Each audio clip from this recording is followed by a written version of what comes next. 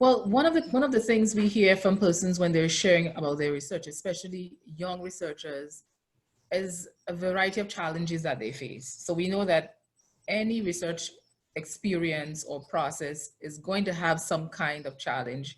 And so I want to ask you to just share with us any two major challenges you faced as you've gone through the research process that might perhaps, well, not comfort other researchers, but at least prepare them to expect it or similar challenges.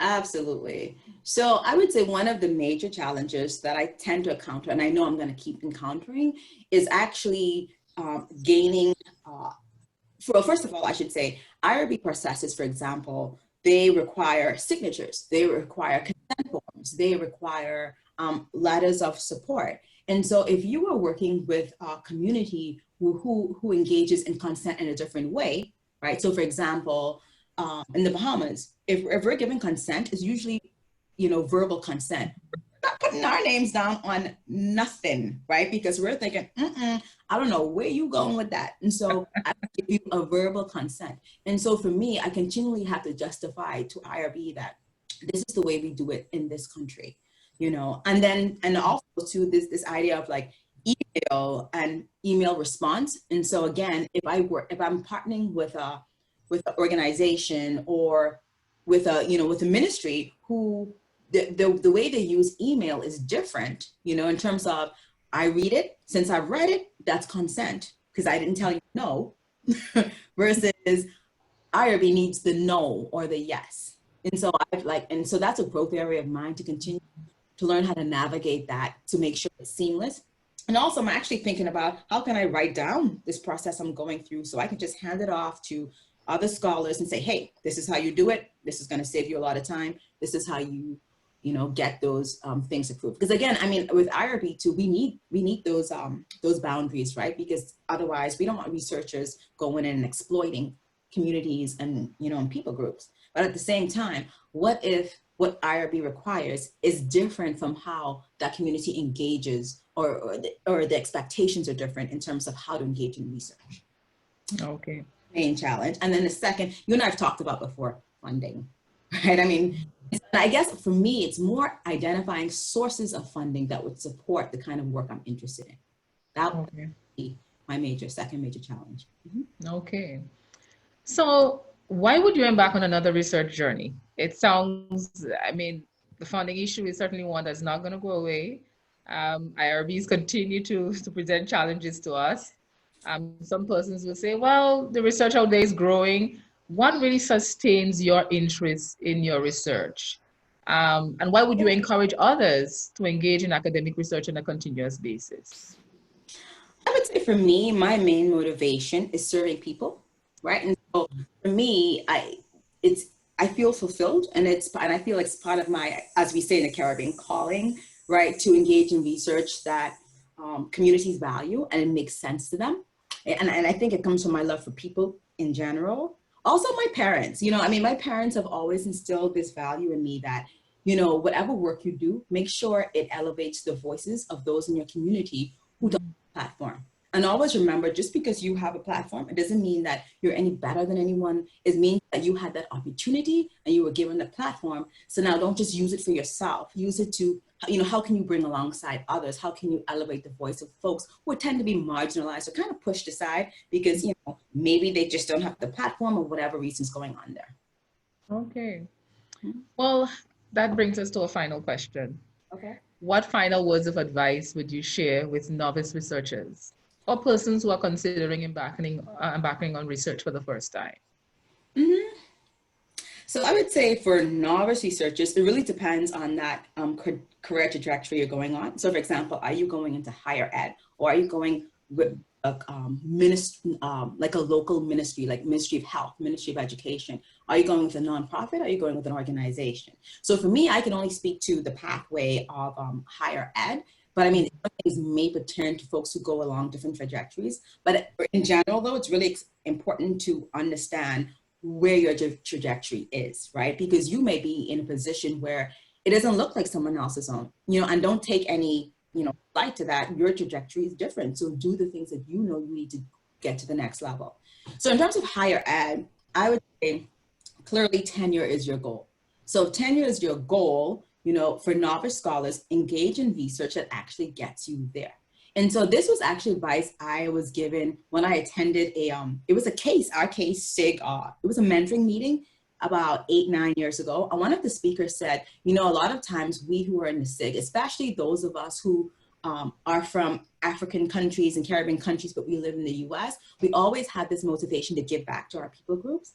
Mm-hmm. Partnering with entities you came from actually takes a longer time. And I think it's the same, it's not true for even if you stay within the country of your upbringing. It takes a long time to gain the reputation and to partner with the Ministry of Ed or with school districts or the superintendent or the Ministry of Health. So choose research topics that will actually get you publications. But at the same time, build towards where your heart is, and along the same route, refine the skills that you need. So, for example, my research in using large-scale databases and looking at immigrant populations. So, with that, I use large-scale databases, and so I've been able to hone the skills of validating instruments, developing instruments, assessing if they're even culturally relevant, and because I have that skill set. Now, when I want to move into, for example, applying for a grant, I'm never dinged in that area. It's always, oh yeah, she has the expertise in this. That's great. Do the work, right? And so it's just some other reason why, I don't get funding. But so I would say that for sure, engage in research that would get you the publication. 2, publish from your dissertation. Publish from your dis. And I mean, really, your dis is a great piece of work. I mean, and you probably can get at least 2 publications from your dis. I was able to do that. And so publish from your dis is work you're familiar with. It's work you can just continue. I know a lot of us, we're tired. When we're finished defending, we're like, I'm gonna take a break. But don't take too long of a, take a break, but not too long of a break. Really publish from your dis. Learn to accept rejections. So for example, for me, it actually and when I tell people this, they're so surprised. It took me 3 years to get my first sole publication from my dis, because I would keep hearing, oh, great idea, great work, but you're writing, this is not, you write like this is a dissertation. You need to write like this is an article. And it took me 3 years to learn that. But after that 3rd year, I got 5 articles accepted in 1 year, right? So I would say publish from your dis, learn to accept rejection. So for example, a previous article, and you might say, Nika, why are you proud about that? 8 rejections, but on the 9th one, I actually got it in a very reputable journal. And it really was what I was submitting to, it wasn't a good match. And then maybe 2 reviewers gave me feedback on the material. So by the time, now mind you, my 8 rejections only took like a year and a half to get it published, right? But when they tell you no, you go somewhere else. No, you go somewhere else. Especially if folks are not giving you feedback. If you want feedback, take what they say, revise somewhere else, right? And then I would also say the last thing, I would say collaborate with folks, especially use the SIG. So right now, 3 or 4 of my collaborators come from our SIG. I met them in our SIG, right? We go after grant funding together. We publish together. We presented at AERA together. And so I would say collaborate with folks from early on. I took a little longer time to collaborate. Don't do it. Find folks, like maybe 1 or 2 people now, because if you consider this, if you all are writing in a certain area, you just tripled your publications in 1 year because your name is on that, your name is on that, your name is on that. So I would say, yeah, use the SIG. Okay.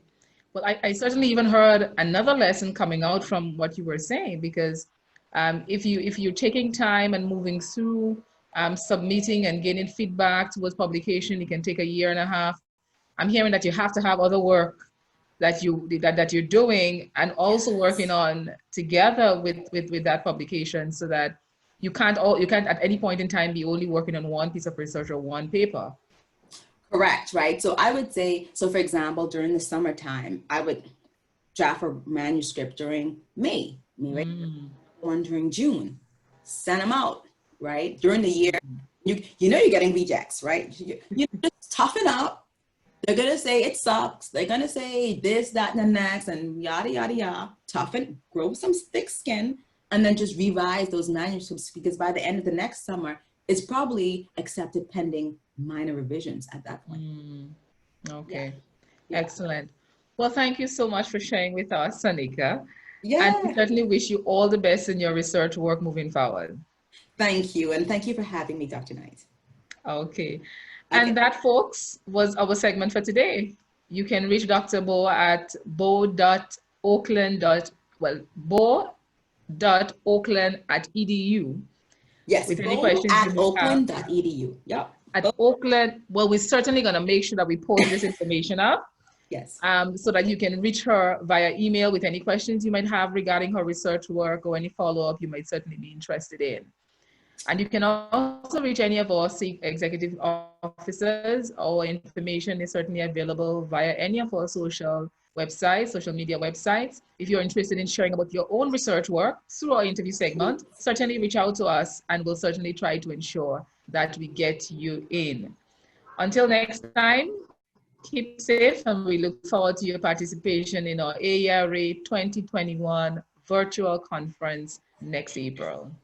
Bye. Bye.